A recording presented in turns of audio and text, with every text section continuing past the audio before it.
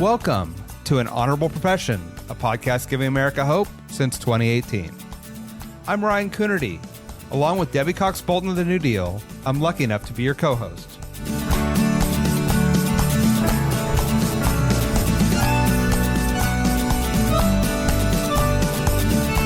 An Honorable Profession is a New Deal Leaders podcast. The New Deal is an organization that supports the next generation of American leaders. From attorneys generals, to state senators, to mayors, to school board members, these are the people that are pushing policies and politics that will respond to climate change, rebuild our economy, address racial injustice, and restore our democracy. These are incredibly talented people who have dedicated themselves to public service when their country and their communities needed it the most. Check out NewDealLeaders.org to see what I'm talking about. Today, we head to the Jersey Shore. I talk with New Jersey Senator Vin Gopal. He's a senator from Springsteen's Ashbury Park. He talks about how being a small business owner informs his policymaking, how he combats crazy disinformation campaigns that are being targeted at him, and how getting crushed in his first election built the foundation for his future political successes. Senator Gopal is born to run. Enjoy. New Jersey Senator Vin Gopal, welcome to An Honorable Profession. It is wonderful to be speaking with you today. Great to be chatting with you. So let's start. How are things in the Garden State? Things are going good. You know, people are on the other side of the pandemic now, and we have a busy shore economy, a lot happening at the beach, and just trying to get everyone moving in the right direction. Unfortunately, no different than the rest of the country. Gas prices are high, food prices, shipping costs, inflation, and just trying to help residents through that. And how are you seeing the tourist season? What's it look like? And have you also seen any impacts of people working remotely and choosing to work remotely from the Jersey Shore? Yeah, we have seen that. It's one of the great challenges. I think one of the big negatives out of COVID is that a lot of people are continuing to work remotely. Employers are having a tough time finding employees to come into work. Definitely some of the mentalities have been changed. So I think it's something that obviously it's the summer, but coming into the fall, just figuring out how to get employees back to work is going to continue to be a challenge. And obviously we have a lot of employers who are incentivizing and are fine and able to be just as productive having their employees work from home, and others where that's not the case. So continues to be an incredibly big workforce shortage right now. So these are going to be some of the challenges that we try to tackle as a state. Before you got into politics, and even now, you are a small business owner. Can you talk a little bit about that experience, and then how do the two positions inform each other as you're trying to make policy? Sure. I think all worldviews are important. Just like if somebody is an attorney or a medical doctor or teacher or college professor and you run for office, like so many different folks have, you have different world experiences. You know, I had a small business that I built from the ground up, embroidery, screen printing, signs, and worked hard to try to make the business successful, and eventually sold it. I had 14 employees, and it really was an incredible experience. And I learned early on that so many of the small businesses, the mom and pops, the 1, 2, 3 per people shops, sometimes have distinct disadvantages against large corporations who get big tax breaks, subsidies, IRS benefits from their codes, and do well. And unfortunately, New Jersey and across the country, we've seen a decline in mom and pops. We've seen that in the pharmacy sector, where we're seeing a lot of independent pharmacies have gone under, where corporations like CVS, Walgreens, Rite Aid are prospering. I think we need to do more to support our main streets and our mom and pops and our small business owners, and can't just let everything go corporate, which is happening. And you know, when we do policies or laws, and we got to understand sometimes, I think they have an unintended consequence. So, for example, when New Jersey did an increase to the $15 minimum wage, I don't think there's anyone that disagreed that you shouldn't get a livable wage and you shouldn't have an increase, and you can't even live on $15 an hour in New Jersey. You should probably be getting a lot more than that. But for the little businesses, they really struggled with that. And a lot of them went under, whereas the guy who owned 25 restaurants was able to absorb those costs. We also saw many of those businesses that were offering healthcare and 401ks stopped offering those. So Unfortunately, I think, one of the good things about the $15 minimum wage, we did see an increase across the board. Everybody increased their rates. You go to Amazon or you go to McDonald's or you go to the little coffee shop, they're going to be paying more than 15 to be competitive. But I think a lot of little guys were hurt. And sometimes I think those broad brush policies sometimes can have a negative consequence. So that's something I saw as a small business owner. So I have a couple follow-up questions to that. I think it's invaluable that you have this insight. So I'm the son, brother, and husband of small business owners. And oftentimes the Democratic Party has a hard time representing small business owners when in fact most of our policies are really beneficial and vital to small business. How do you sort of help the party communicate with small business owners in your state? And what do you think the party nationally could do better? It's a great question. I think the party needs to do a lot better nationally when it comes to standing up for working class families and small business owners and things like that. We haven't always shown that. I think government overregulation is a big one. We saw a very close governor's election here in New Jersey. Governor Murphy was reelected narrowly, 51-49, maybe a point and a half against Republican former Assemblyman Jack Ciattarelli, even though New Jersey has 1 million more registered Democrats than Republicans. And, I engage in focus groups and other areas on why Democrats also lost the largest number of seats in the legislature, including the seat of Senate President Steve Sweeney and many others in New Jersey. Democrats still have a narrow majority, but to have that majority in both houses, but they definitely took a hit this year with the number of seats they lost. I think it was 7 total seats in the legislature. I think that we have to get back to making sure we do a great job on government services. Former New Jersey Governor Jim McGreevey, who now does reentry, was very successful because he stood up on government programs that weren't working, like auto insurance rates and working to get them down, cleaning up motor vehicle services. Unfortunately, I think we've taken some backward steps. Residents in New Jersey and across the country are still struggling with their respective Department of Labors with unemployment cases, in some cases having been open for years. Residents living in motels can't get a call back. We had motor vehicle lines through the roof at the height of COVID. We had, 20-year-olds who could just start smoking and could get a vaccine appointment online, but the 100-year-old senior was unable to get a vaccine appointment. I think the Democrats have to look at making sure that government truly represents the people, is responsive to the people, provides the best government services possible, but also that we focus on cutting some of the red tape. And there's still a lot of red tape. I've got small businesses that struggle each and every day from red tape bureaucracy from different departments, and sometimes towns that just want to nickel and dime them.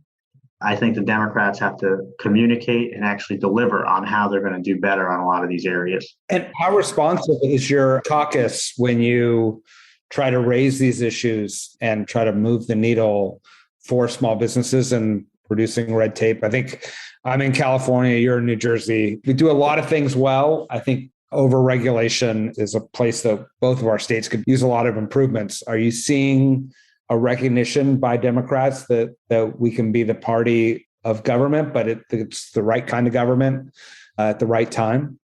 Somewhat more responsive since the election results last year.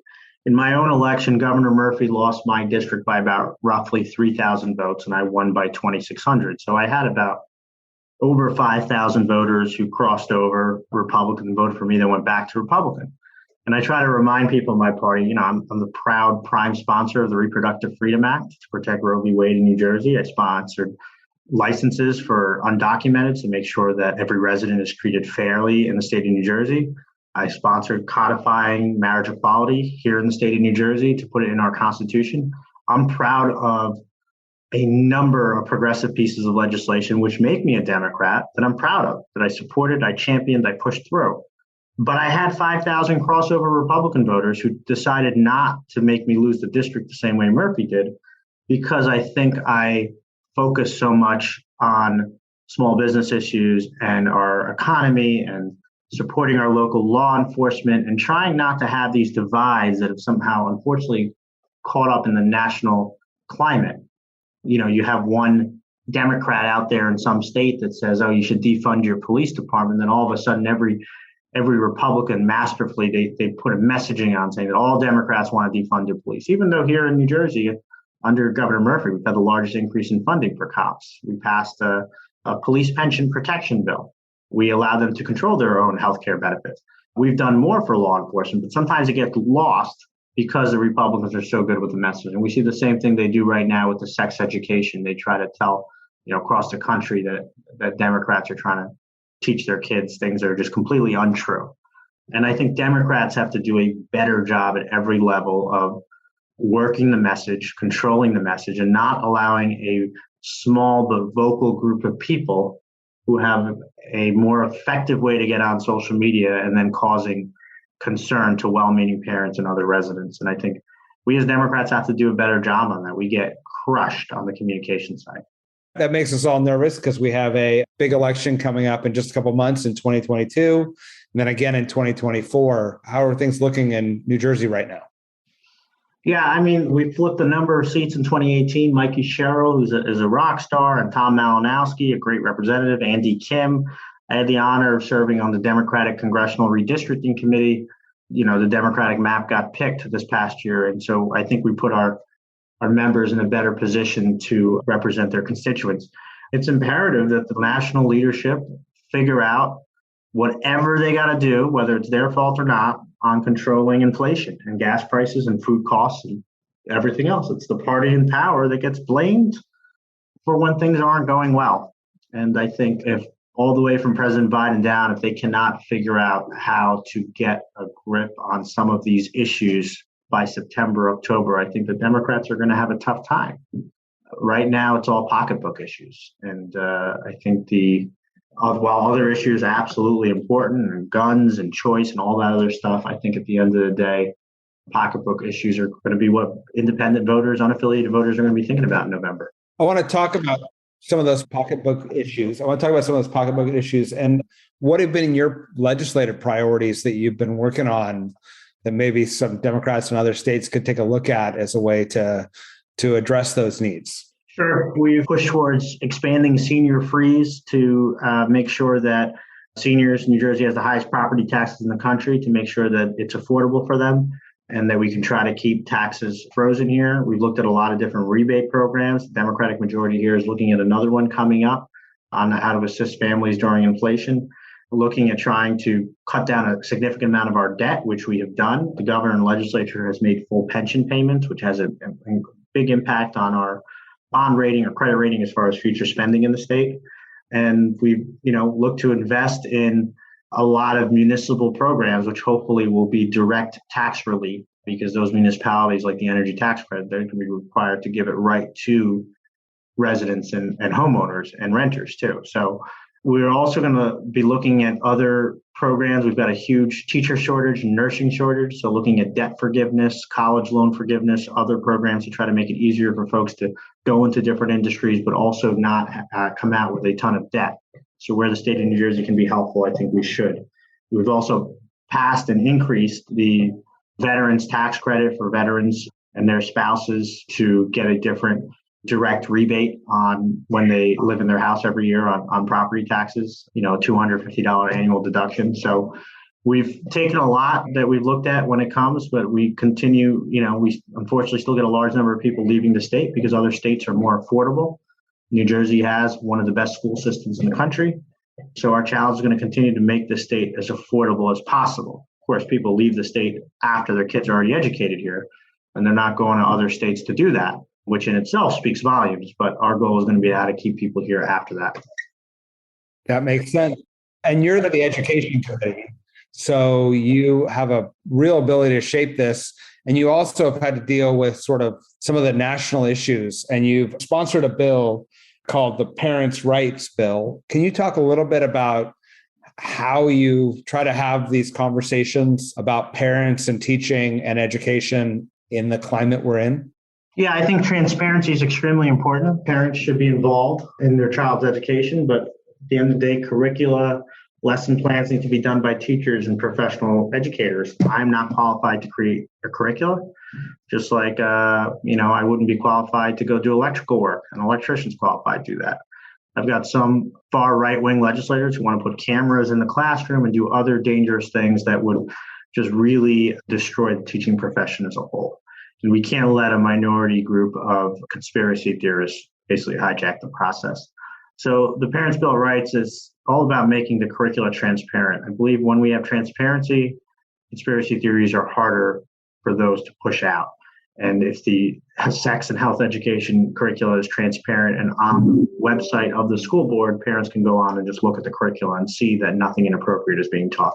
Makes sense. Yet you've been, I think, targeted by some smear campaigns unfairly for your efforts to have teachers be able to teach, as you say, what they're professionals in teaching. Can you talk about some of those efforts and how you combat misinformation in this day and age? Yeah, it's just going out there and really talking to folks about what's happening, making sure that we're communicating, that we tell people that the curricula is on the website, making sure that folks know that they can always speak with their teachers or their administrators if they have any questions, and really just combating the misinformation out there.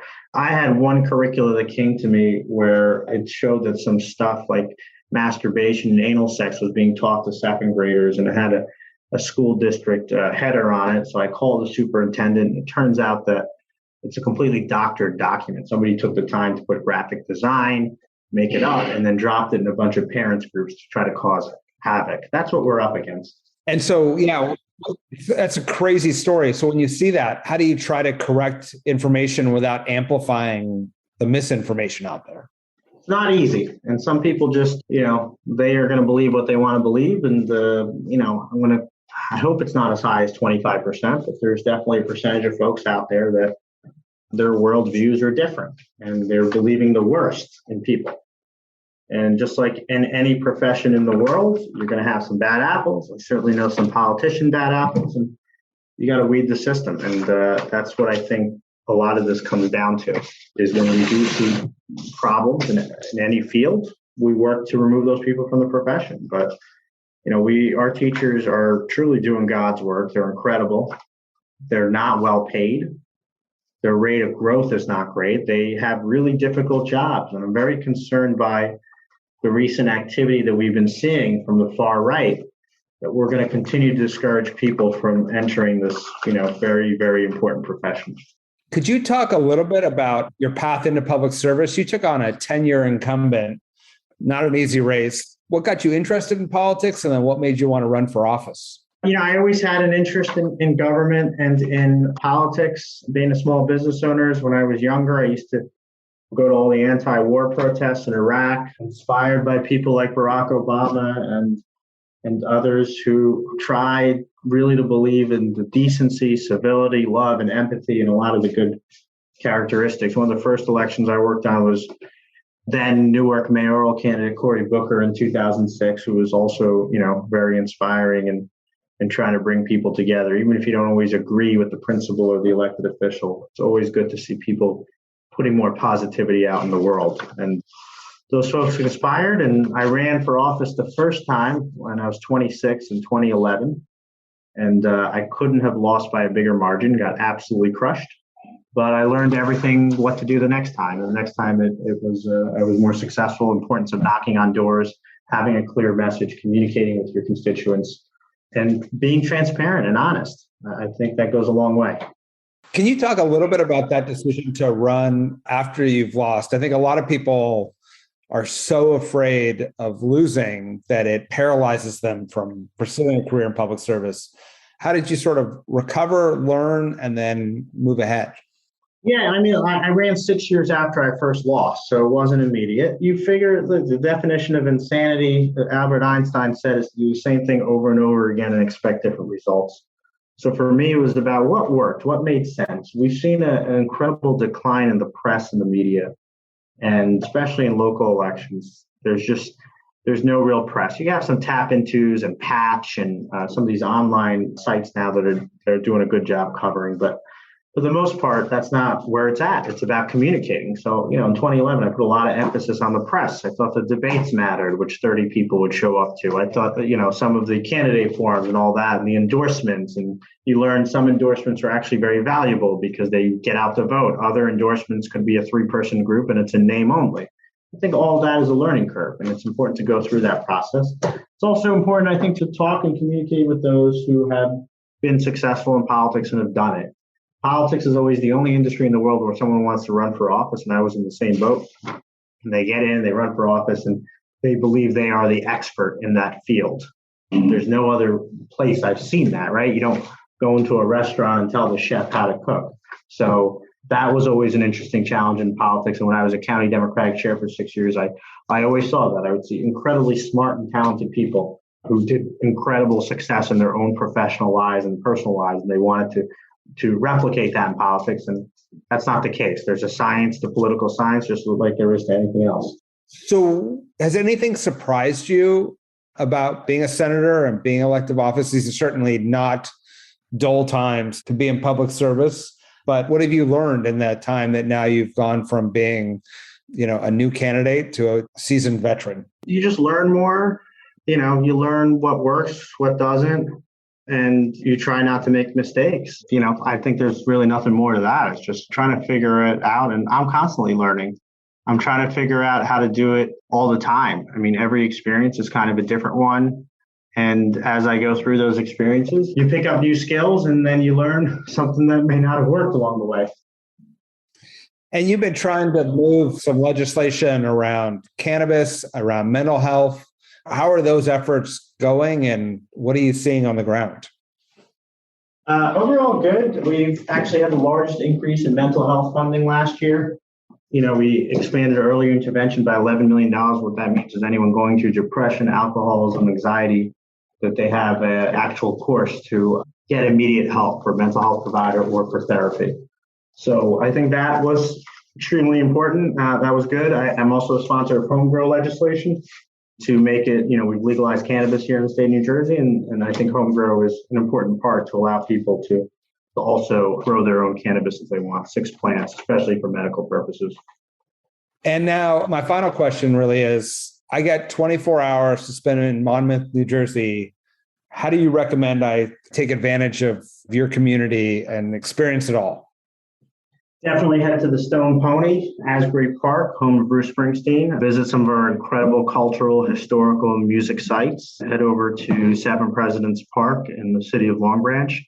We've actually been increasing tourism pretty dramatically because a lot of people, also because of cost, they're coming to the Jersey Shore. We've got some really, really good weeks in July, August, September. And between Asbury Park, Long Branch, Ocean Grove, we've got some real historical communities here, Freehold Borough. And it's not just art, history, there's food, music, there's so many different things to visit at the Jersey Shore. I like it. Asbury Park will be on the bucket list for sure. All right. Hit me up when you're here. All right. Well, thank you for joining us. Thank you for your leadership. We love having you in the New Deal Network.